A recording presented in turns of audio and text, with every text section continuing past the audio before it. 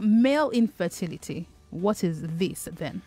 Well, this is any condition that reduces the chance of the man being able to make his partner get pregnant. So, I mean, from the sperm being low to no sperm at all. So, and this is a very common condition in our environment. It is common?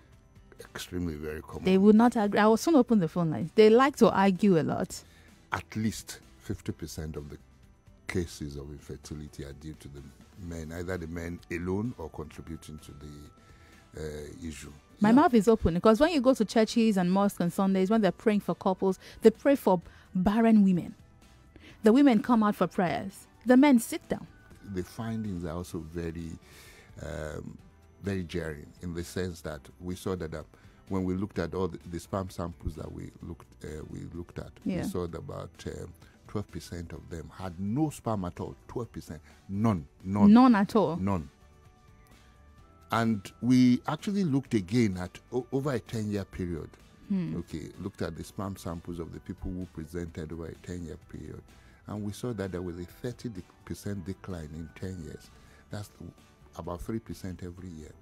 So there's something happening. Something is going on all over the world. It's not in Nigeria alone, but because that also has been noticed in other countries, especially where beta data are kept. They've seen that the sperm count is declining now, and even the WHO is aware of that. We've been lowering the bar of what normal sperm should be. What the quality? Yeah. So there's something going on that we seriously cannot put a finger at, but something is obvious that sperm count seems to be decreasing worldwide. For men who have infertility issues, we've mentioned quite a number. Of course, we can't diagnose over radio. But what, aside the lifestyle, is there anything clinically possible to assist them to have babies of their own? Oh, sure. The first thing is, one, to even know whether there's a problem. Okay. Yeah. What are the things to look out for? All right. And we always say most of the time that there is no symptoms to male infertility, because what we think most of the time is that, oh, after all, I can have sex and I'm a superman. I have 4 rounds or whatever. That's not. It does not equate. Nope, it does not equate to fertility at all. So usually, what you do is you must have a sperm sample tested.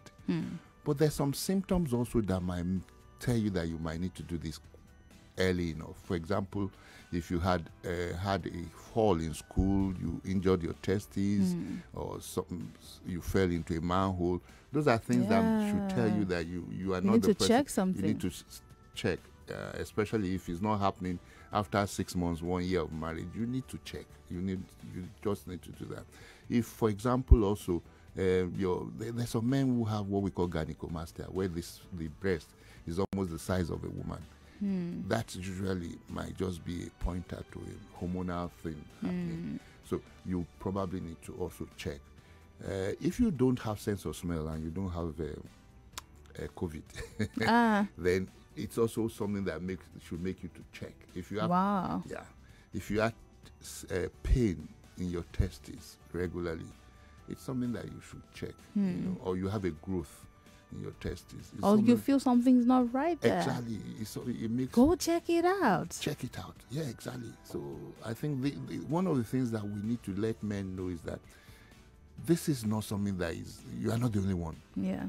So, and it's just a medical condition. It doesn't mean that you are less. I mean, I think the idea is this knowing, like they say, what you don't know cannot kill you, but it can. It definitely can. Definitely. But I think the idea is... You just won't know it killed you. You just won't know it killed you because it will kill you. Yeah. But I think the idea is, let me remain this superhero man. I mean, there's this manliness. I mean, I think it affects the ego of men to feel that, oh, I can't have a child. You know, that might be the problem. But like you've said, in 50% of cases, men are the issues. For somebody that takes lots of sugary things, maybe soft drink, the person takes it.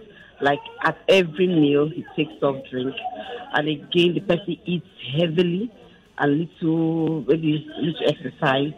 Does it also affect the sperm count of that person? And this might also, I don't know if it leads to somebody having quick ejaculation as well.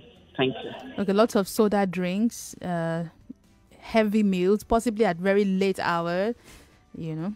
Well, thank God the body is a very efficient machine, especially at a young age. Yeah. So whilst healthy living is always advised at every age, it does not necessarily mean that that person will be infertile. Yeah. Okay, but it's always good to live a healthy life. So you are never too young to start doing the right thing. Yeah. So I will.